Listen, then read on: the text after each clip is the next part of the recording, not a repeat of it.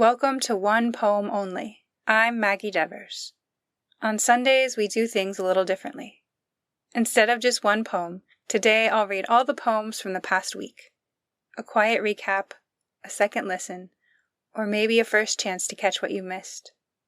And at the end, I'll share one new poem to carry us into the week ahead. So settle in, and let's revisit this week in verse. And then, something fresh to close. Naked by Danielle Martin. Naked in the truth that she is alone, she hugs herself tightly and succeeds in creating the illusion of wellness. Damp eyes close as jaded lips conjure up wide smiles. Damn. Her mind begins to do its own thing again. Briefly, she forgets, as she floats on a magic carpet of memories, smiling, as death did not steal everything after all. Basking in apparent nothingness, she waits.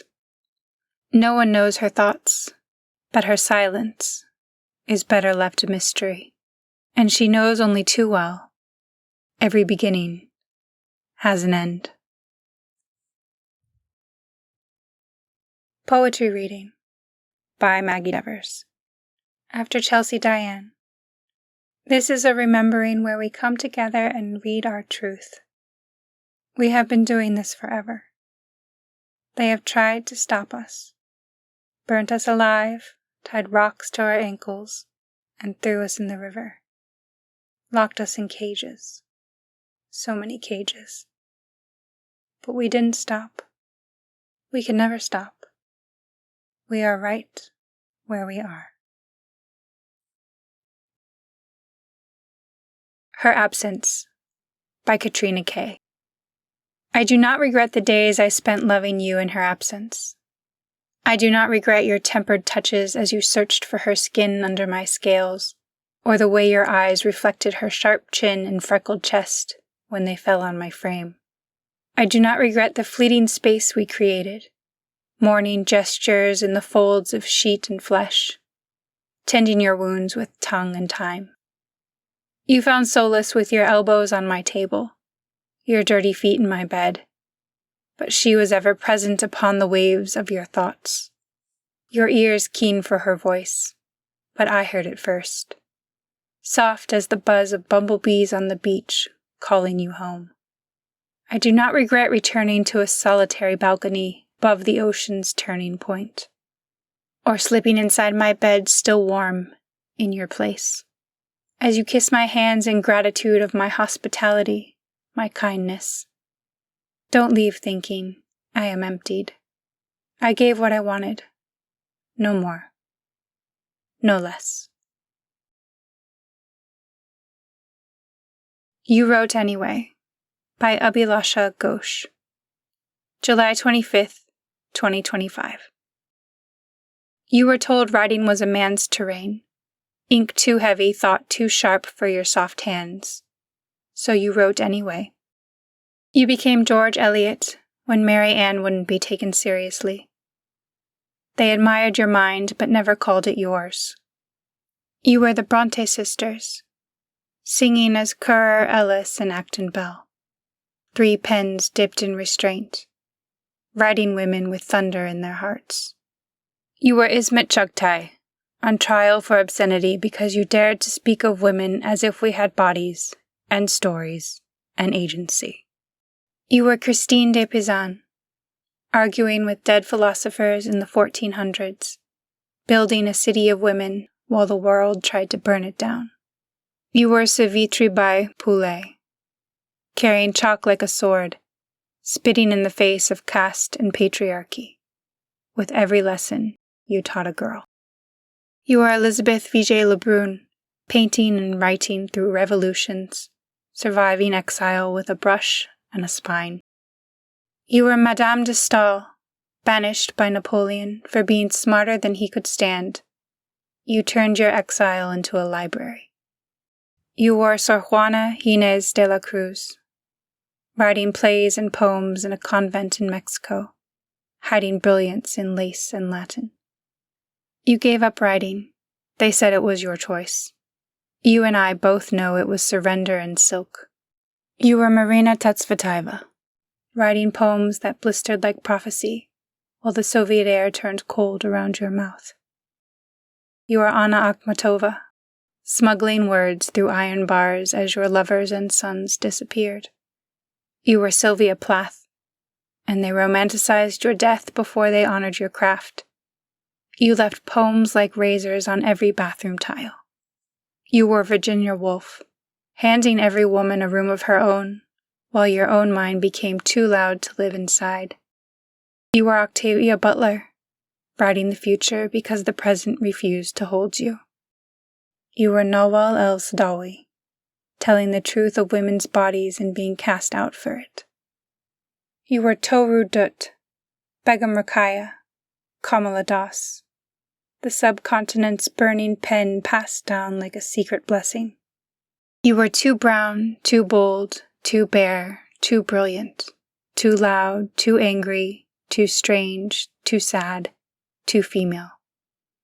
They called you excessive, unladylike, difficult, political, emotional, hysterical. And still you wrote, in exile, in shame, in hunger, in prison, in the dark, in footnotes, in funeral clothes, in jail cells, in schoolhouses, in shame and in secret, on scraps, on borrowed typewriters, under threat, under pressure, under no illusions. And now, we write because you carved the path with your teeth. And now, we write in the space you tore open with your bare hands. We do not write to please them. We write because you did.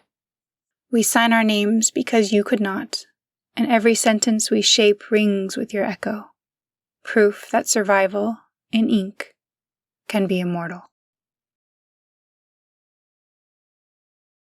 Nightmares Are Dreams Too, by Dimple Dinesh Lokande. In the midnight sky, as breeze passes by, in our sleep we tend to fly to a place where dreams seem to lie. Dreams whisper on clouds in silver light. We see in shining armor a knight who wields his sword and provides justice to what's right. Dreams are a picture of the future, some blurred, some clear, where hearts feel safe and fears disappear. But deep beneath those dreamy skies lies a darker place where nightmares reside. They steal your breath, haunt your soul, a terror hidden, your body they control. A face unknown with a sudden fall. The night consumes you with shadows' creepy call. But nightmares, no matter how cold and severe, are born from dreams, the same sphere. Each night comes with stories brand new. This is your reminder that nightmares are dreams too. A poem inspired by Emily Dickinson. Dear Death, how can I stay when you, more than life, make me feel seen? They call you cruel, but I have seen the gentleness in your cruelty, the mercy in your ending, the way you unburden bones and hush the screaming thoughts no one else could hear. What if the ones who scream are not cruel, but trying to anchor me to a world they still believe can bloom? And I? Have I given everything a chance? Or have I fallen so in love with the idea of not hurting that I've forgotten what healing might feel like? Do not rush. But when you come home, come softly. Let me fall like a candle into darkness, like a secret finally heard. But even now, as I write your name with steady hands, something inside me trembles. What if I'm wrong? What if your silence is not peace but absence? What if the ache I carry is not a curse, but a call, a sign that I was meant to stay, to fight, to feel just a little more? What if the ones who scream are not cruel, but trying to anchor me to a world they still believe can bloom? And have I given everything a chance? Or have I fallen so in love with the idea of not hurting that I've forgotten what healing might feel like? by Alexis M. Levine. The prompt was to write a 7-word poem about your mother. I wrote it in my dream and it evaporated when I woke up. But I did dream of my daughter as a newborn asleep on my chest. The smell at her crown was there, and her little chest rose the same, and I was a new mother again. I have carried the feeling all day, thinking how our children hold us close when their tiny hand grips our finger. I think of my mother and know for her, 7 words are not enough. By Maggie Devers. Thank you for listening, poetry lover. Come back tomorrow. The curtain rises again.